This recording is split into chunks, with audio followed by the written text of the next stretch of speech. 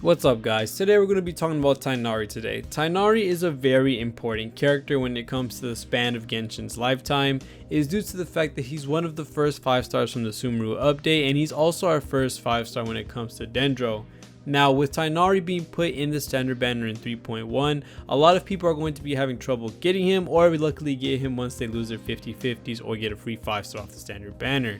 Now with this being said, a lot of people are going to want to know about Tighnari. People want to be able to pre-farm for Tighnari, know how he works, see if he's even somebody that they want to build. This is something that will be encompassed into this video right here. We're going to be talking about his talents, what he's good at, what he's bad at, and so forth. So let's get right into the video.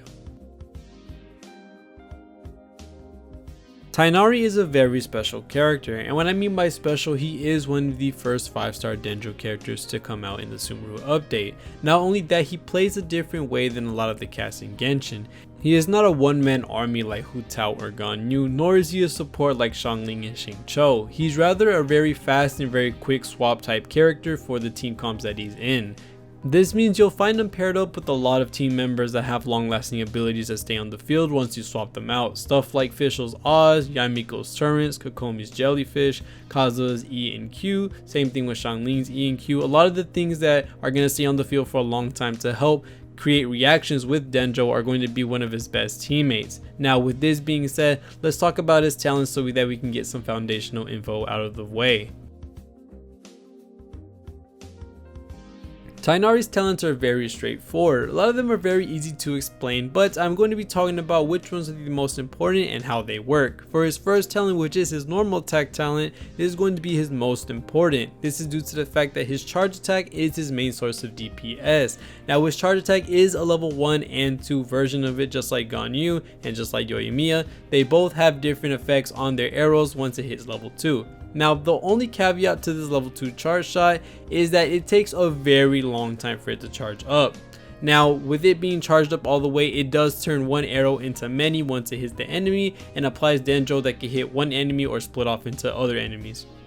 Now the charge time is a problem at the start, yes, but its second talent is going to make it a lot easier and a lot better to play Tighnari, which is his grenade that does a big area of Dendro. Now this big area of Dendro does hit everyone at the same time. It is a pretty wide area, but this grenade is a little bit special.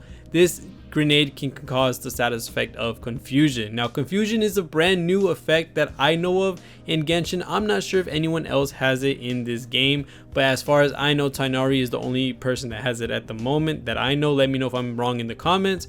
But confusion is when this grenade lands in a group of enemies or it hits an enemy, it will start to attack in different directions that you're not in. So you could still get hit by these enemies, but they will not direct these attacks towards you or towards other enemies. It will just be in random directions until the field expires. Now once you throw this grenade, you will see 3 C's pop up on the back of Tighnari's back. Now these 3 C's represents the amount of times you can quicken your charge shot time. Now the time it shortens it by is by a lot. It's going to be almost immediately ready, and you're going to be able to shoot multiple charge shots very quickly. Now this is what is going to fix his normal attack's charge time, so you're going to be wanting to spam this grenade as much as you can, constantly throwing it out so that you don't have to worry about the charge time that his normal attack talent has. Now lastly, we're going to be talking about his ult, which his ult is a bunch of arrows getting thrown in one direction, then turning into a bunch of more arrows that will land into that same enemy. Now the arrows, of course, they have the mind of their own. They can choose to hit the enemy that you hit with the first set of arrows, or it will split off into other enemies. Most of the time it will direct it to the first enemy that it hits. This is not anything very special and not something that's very intricate in any way. You just shoot it off and it'll do a bunch of damage to a bunch of enemies or enemies that are nearby that one enemy. Now in terms of which ones you should level up first, of course you should do his normal attack number 1, because that is his main source of DPS. And then for his special and his ult, I think are very interchangeably. One being his ult is going to be a good amount of damage, and B, his skill is something that you're going to be spamming a good amount. Now his skill does hit for a nice amount in a wide area. Not only does it apply Dendro, it can, for my instance, I've hit 8k 10k with those grenades, and 10k across a big field of enemies is going to do a good amount of damage. So I do think that his skill and his ult interchangeably do a good amount, and I think you can have, you know, either or equal them out. I do think Tighnari is a very good character to triple 8 his talents because how good his talents are overall.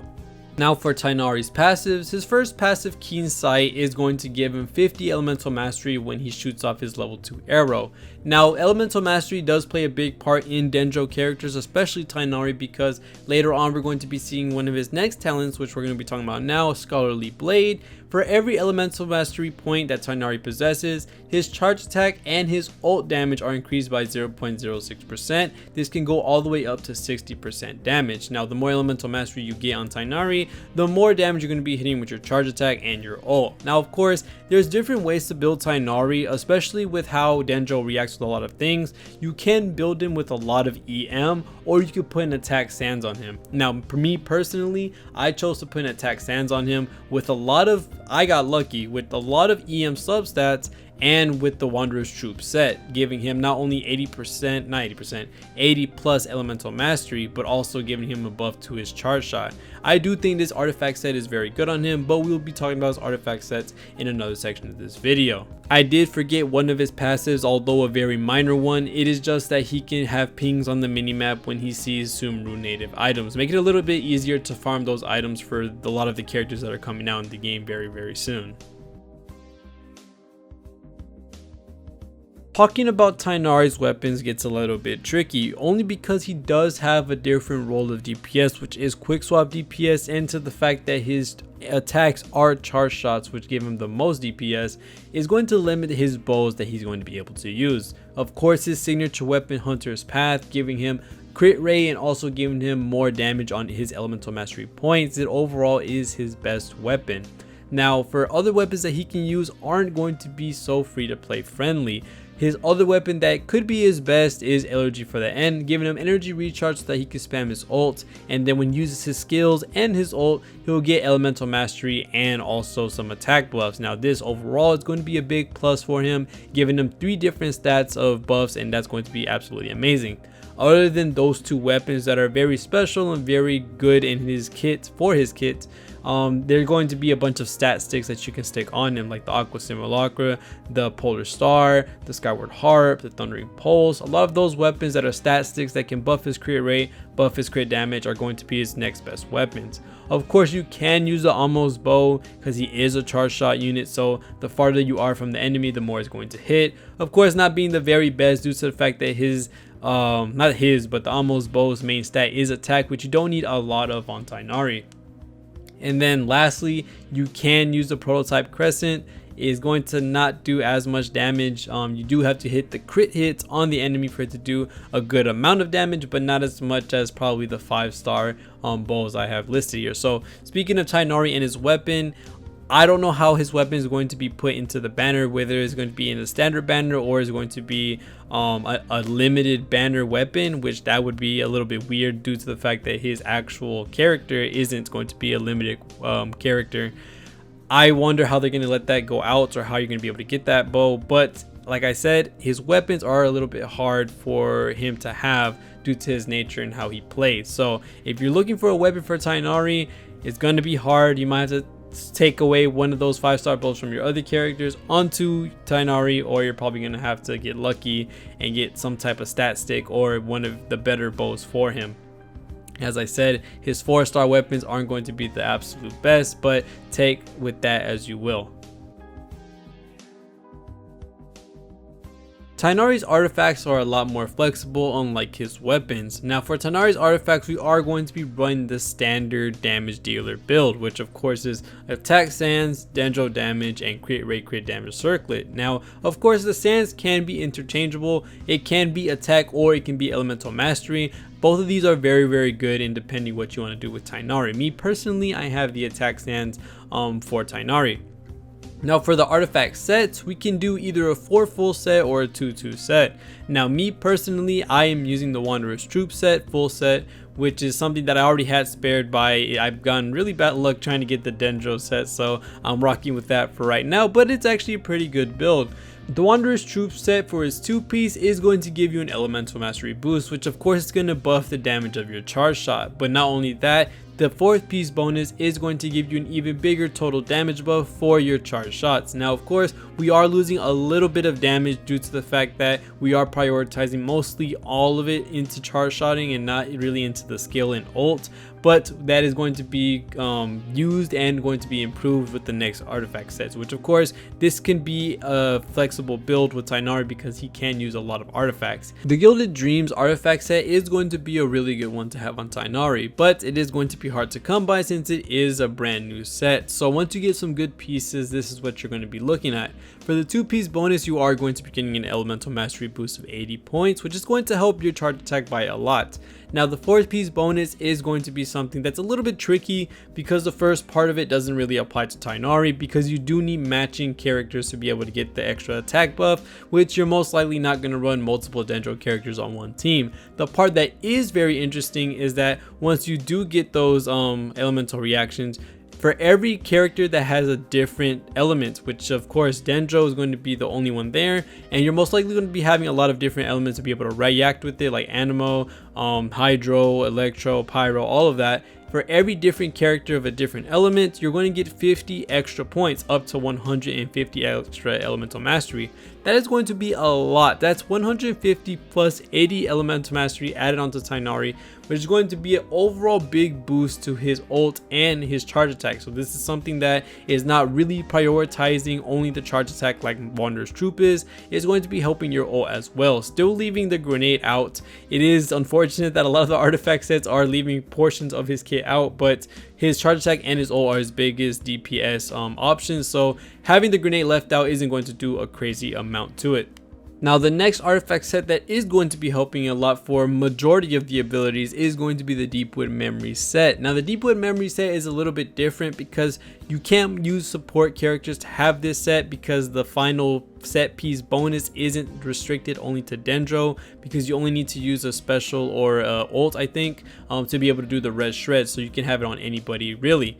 But it is a Dendro bonus for his 2-piece set, and for the 4-piece set it is Dendro Shred. Overall, your damage for all your abilities are going to increase by a good amount, but the only problem is there is no elemental mastery boost, so you are going to be losing a lot of damage on your ult and your charge attack, because it uses a lot of damage for those, especially if you have, you know, his signature weapon, and you're also, you know, accounting his passive that increases the damage for those abilities. So running this is a little bit hard on Tighnari, although it is one of his overall better sets. You can go better with just throwing it onto some support character, having them do the Dendro Shred, and then you can have Tighnari on one of these more DPS oriented artifact sets. Now with these full sets pretty much out of the way with explaining, you can run a lot of 2-2 sets, which most of them are going to be possibly, you know, EM boost with an attack boost, you know, have the EM 80 plus points and the attack boost of 18%. A lot of artifacts do have these substats, so it's not going to be specified where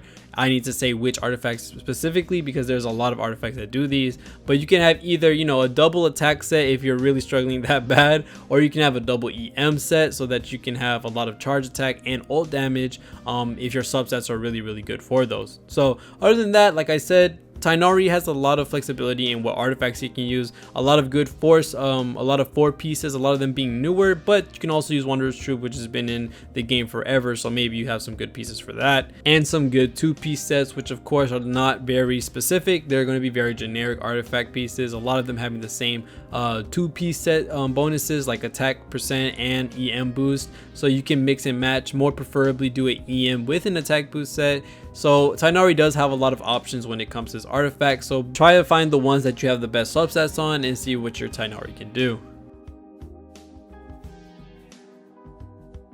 The teams that you're going to build around Tighnari are going to be pretty much the same structure as you always would be with any other unit. It's not going to be anything very special in terms of what you have to have in the team, rather is what you have on the characters that are going to make a big difference in how they impact Tighnari.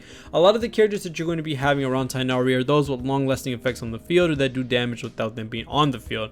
A lot of them like Xingqiu, Yelan, Yaimiko, Fischl, Xiangling. A lot of these units are going to do absolutely well with Tighnari due to the fact that Pyro, Hydro, Electro all do very good when it comes to dealing with Dendro, and that's what you want with Tighnari due to the fact that his arrows are going to be adding on a lot of Dendro, his field is going to be constantly adding it on as well, and his ult is going to be spreading it out as well.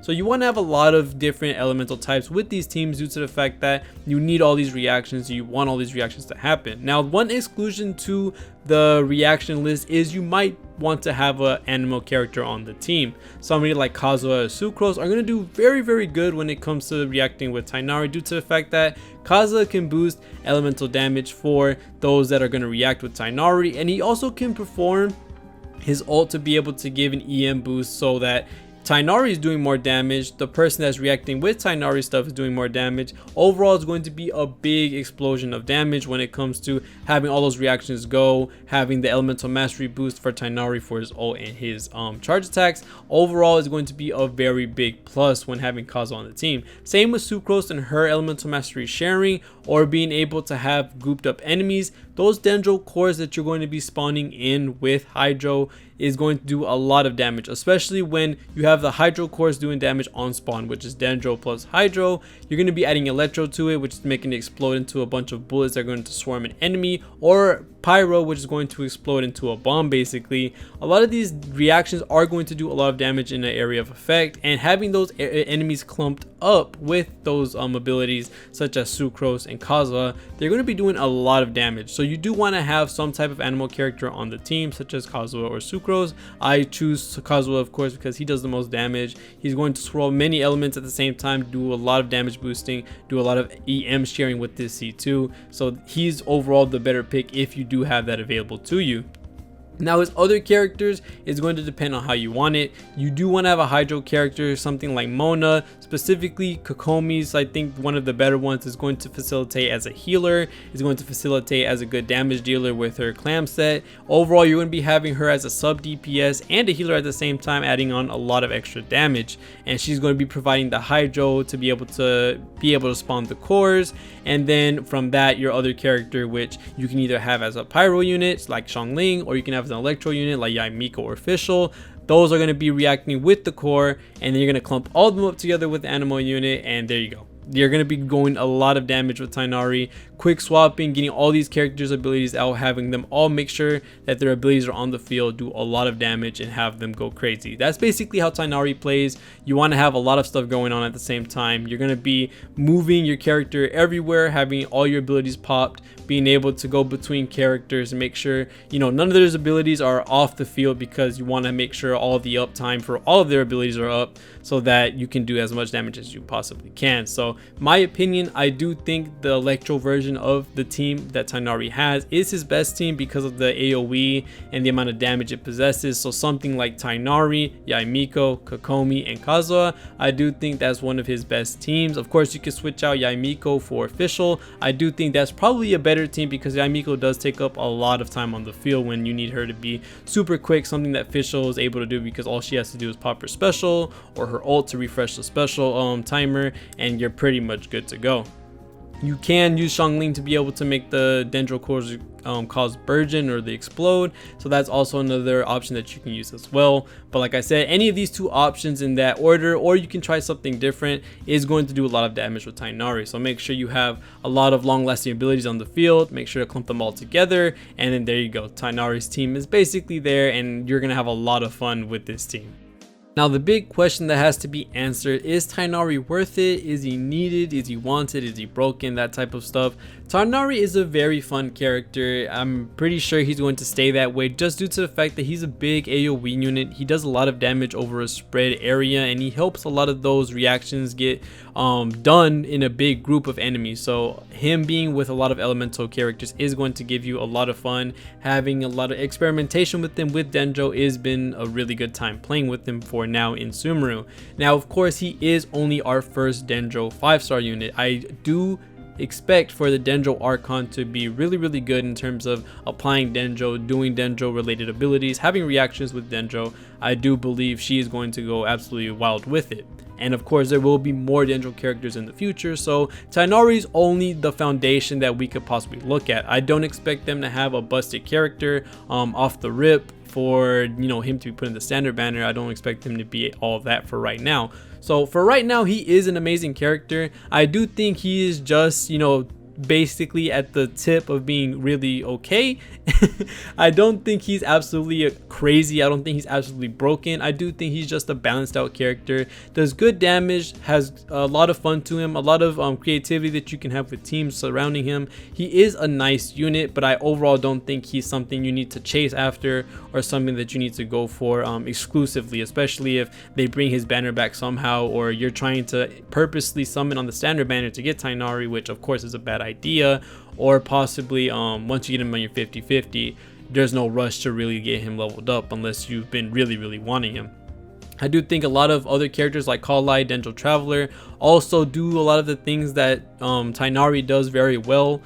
They do more reaction based stuff, which I think is the bread and butter of Dendro. So if you're looking for more reaction stuff, you're looking to test Dendro more, I would say use Kallai and Dendro Traveler rather than try to chase Tighnari. He is very free to play unfriendly in my opinion, due to the fact that his weapons are a little bit less flexible. His artifact sets are a little bit harder to get due to the fact that his best ones are going to be the ones that are very new, so that will take some time. So he is a very high investment character, so I don't think overall he is the chaseable broken god piece of a unit that you would need in a team, but I do think he's a pretty fun unit overall. He's a pretty nice character, a good overall character, nothing broken, nothing bad. So I'm gonna leave it at that. Tighnari is a nice character, a good character to have. If you lose your 50-50 and get him, congrats to you, because he's a really nice unit. But other than that, that's going to be it for this video. Thank you guys for watching all the way to the end. It means a lot. I want to make more of these videos because they're really fun in my opinion. So thank you guys so much for watching. See you on the next one, and peace.